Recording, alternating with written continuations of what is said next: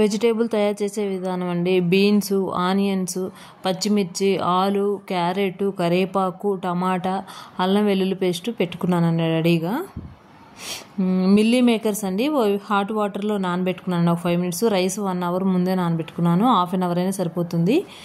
ఒక బాణీ తీసుకోవాలి. బాణీ తీసుకొని నెయ్యి, ఆయిల్ వేసుకోవాలి. దాంట్లో ఆనియన్స్, అల్లం మొగ్గ, లవంగాలు ఏమైనా మసాలా వేసుకుంటే వేసుకోవచ్చు. నేను తక్కువ వేసాను. పచ్చిమిర్చి, జీడిపప్పు వేసుకున్నాను నేను. అవి గోల్డెన్ కలర్లో వచ్చాక కొంచెం అల్లం వెల్లుల్లి పేస్ట్ నూరు పెట్టుకున్నాను కదా, అది వేసేసుకున్నాను. అది మగ్గినాక క్యారెట్ ముక్కలు గట్టిగా ఉంటాయి కాబట్టి క్యారెట్ ముక్కలు ముందుగా వేసుకోవాలి. తర్వాత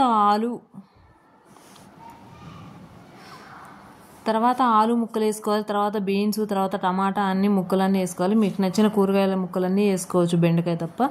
కొంచెం సాల్ట్ వేసుకోవాలి. బీన్స్ వాటర్లో వేసాను కదా, ఈ పిండేసి మళ్ళీ వేసుకున్నాను. ఇంకా ఇవి మగ్గించాలండి. కొంచెం మగ్గించాక